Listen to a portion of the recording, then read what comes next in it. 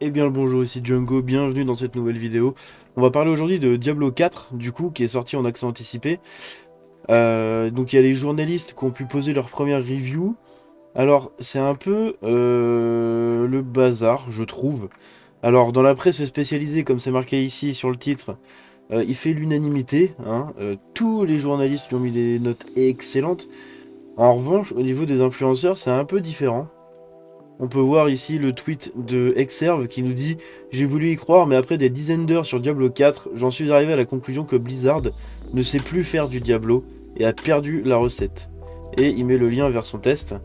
Alors, on va faire un petit tour au niveau des journalistes pour voir ce qu'ils en pensent. Donc, comme d'habitude, on va lire les résumés, on va voir un peu les notes.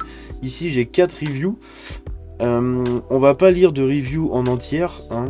Je pense que ça sert à rien. Le jeu est en accès anticipé. Pour l'instant, on sait pas beaucoup, enfin, on connaît pas beaucoup le contenu du jeu, on va dire. Donc, on va commencer tout de suite. On va commencer par Xboxygen. Alors, Xboxygen, du coup, eux, ils mettent pas de notes, hein, mais on va lire du coup ce qu'ils ont retenu du jeu.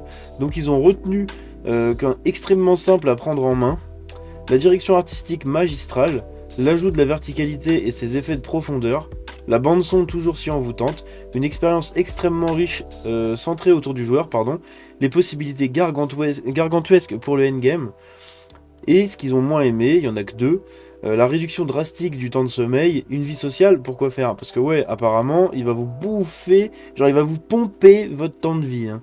C'est vraiment le lifetime qui va prendre cher. J'ai vu, je crois que c'était sur le tweet d'Exerve, un mec qui disait, voilà, 12 heures pour passer 3 niveaux. 12 heures pour passer 3 niveaux. Et Exerve qui lui répond, c'est plus un MMO qu'un Diablo. Alors, je trouve ça un peu dommage. Personnellement, j'avais joué à Diablo 2, je crois, il y a très longtemps, mais vite fait. J'avais adoré le genre, mais j'étais pas dans ce mood-là à l'époque. Et ce Diablo 4, du coup, je l'attendais parce que je me suis dit, tiens, pourquoi pas le tester au moins, y jouer. Mais vas-y, j'ai pas envie de passer 15 ans pour passer de level, quoi, c'est pas la peine. Donc on va lire le petit résumé de Xboxygen. Blizzard Entertainment a pris son temps, c'est certain, mais c'était pour la bonne cause, pardon. Diablo 4 se donne clairement les moyens de ses ambitions, devenir la référence du hack and slash pour les années à venir en rassemblant anciens et nouveaux joueurs sous la même bannière. Le système de jeu dévoile ses richesses de manière fort progressive, et le contenu proposé dès le lancement est d'ores et déjà pentagruélique. Waouh, je connaissais pas ce mot. La question de la durée de vie du titre ne se pose même pas, sachant que le système de saison apportera périodiquement de nouveaux exploits à réaliser. Quelle que soit la version du jeu choisie, une chose est certaine, Lilith va aspirer votre âme et vous soumettre à sa volonté. Voilà, donc vous allez passer votre vie sur ce jeu. On a ici la review de Games Radar Plus, qui nous dit: Diablo 4 est un assaut diabolique, pardon, contre l'essence. Des raffinements nets pour le combat, l'équipement et les systèmes de butin en font l'un des meilleurs RPG d'action depuis des années. Et le monde ouvert expressif montre qu'il y a encore de la place pour Blizzard pour développer le concept de base de Diablo. Et ils lui ont mis 5 sur 5 du coup. Alors les pour: combat merveilleusement profond, monde ouvert expressif et l'impossibilité de s'opposer. Et le contre, c'est les tutoriels. Bon, les tutoriels, je pense que c'était pour rajouter un contre, hein, parce qu'à mon avis, vu ce qu'ils ont mis, il n'y en avait pas beaucoup des contres. Alors, on peut comparer, hein, vous voyez, par rapport à la direction artistique, comment dire, la bande-son, l'ajout de la verticalité, ça va toujours pareil avec le combat et le monde ouvert expressif. Donc, un bon jeu, et ça a l'air, mais comme on l'a dit, hein, sur les influenceurs, pour l'instant, en tout cas, Exerve, je crois qu'il n'y a que lui qui a publié une première preview. Faudra attendre demain et après-demain pour voir vraiment ce que tout le monde va dire, mais ça risque d'être vachement bipolaire, si on peut dire ça comme ça. On a ici le test de Numérama. Moi, j'aime bien leurs tests à Numérama, ils sont assez cool. Ils lui ont mis 10 sur 10.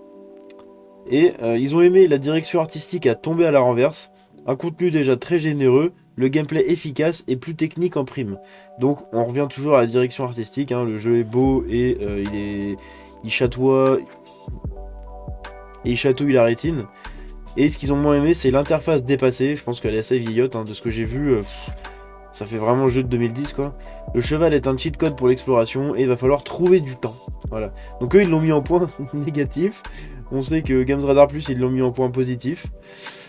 Mais voilà, donc je vais leur lire leur petit résumé. Diablo 4 est un jeu vidéo prisonnier de sa propre formule. Et quand tu te retrouves bloqué chez toi par la force des choses, il n'y a plus qu'à soigner la décoration. Sur la forme pure et dure, le hack and slash de Blizzard Entertainment est une leçon de direction artistique. Jamais Sanctuaire n'aura été aussi beau. Sombre, ténébreux, poisseux, gore. Dès la première seconde, on ne fait qu'écarquiller les yeux devant des décors prodigieux. Blizzard Entertainment a aussi soigné l'autre point qui paraissait essentiel, le contenu.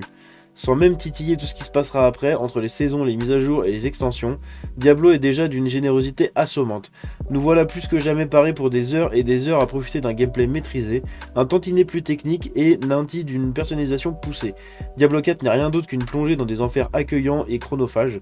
Il est tout ce qu'on attendait, et sans doute plus encore. Ce que Blizzard Entertainment, pouvait espérer de mieux pour son statut. Pour son salut. Donc, bah, ils ont kiffé le jeu. Ils ont kiffé le jeu. Et on va finir par IGN, qui lui ont mis un 9 sur 10 du coup. Donc c'est IGN anglais, hein. Enfin genre anglophone. Diablo 4 est une suite étonnante avec un design de fin de partie et de progression presque parfait qui le rend absolument atroce à poser. Donc atroce à voilà, genre à arrêter on va dire je pense. Alors vous le voyez, c'est assez unanime, comme le disait l'article ici. Justement, on va finir par lire cet article-là. Au début, je voulais juste vous montrer le titre. Maintenant qu'on a fait le tour, on va lire l'article. Mais c'est vachement... Ils sont vachement raccord, en fait, les journalistes.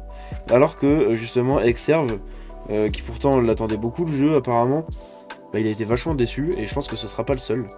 Avant son accès anticipé le 2 juin et sa sortie officielle 2 jours plus tard, Diablo 4 est passé entre les mains de la presse. Et si ce quatrième opus fait patienter les fans durant presque 11 ans, pendant presque 11 ans, l'attente sera finalement largement récompensée. À l'heure où nous écrivons ces lignes, la moyenne métacritique de Diablo 4 atteint 88% en ce qui concerne la version PC et 91% sur Xbox Series. Le site OpenCritic affiche quant à lui un beau 89%. Précisons juste que les moyennes s'affineront au fil des heures.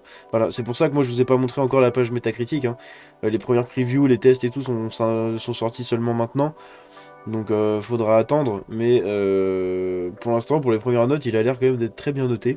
Pour faire simple, déclarons tout simplement que le jeu est à la hauteur de nos espérances. Il semble facile à appréhender pour les novices et exigeant pour les habitués, le tout avec un contenu extrêmement riche, un endgame ultra complet, une direction artistique somptueuse et une bande originale magistrale.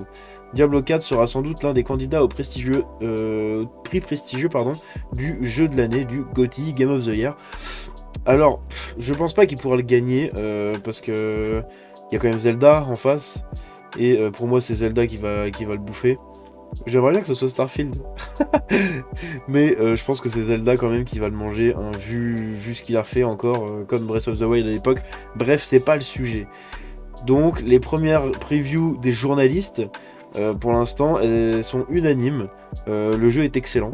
Donc, je vais suivre ce truc-là de près et je vais revenir vers vous dans les prochains jours pour voir ce que les influenceurs disent au fur et à mesure. Mais pour l'instant, sachez que ça a l'air d'être un très bon jeu. On verra les prochains avis. Sur ce, c'est tout ce que j'avais pour aujourd'hui. J'espère que la vidéo vous a plu. Si c'est le cas, vous pouvez la liker, vous abonner en activant la cloche et la partager. Vous pouvez me suivre aussi sur tous les réseaux. Tous les liens sont dans la description. Je vous dis à la prochaine. C'était Django. Ciao.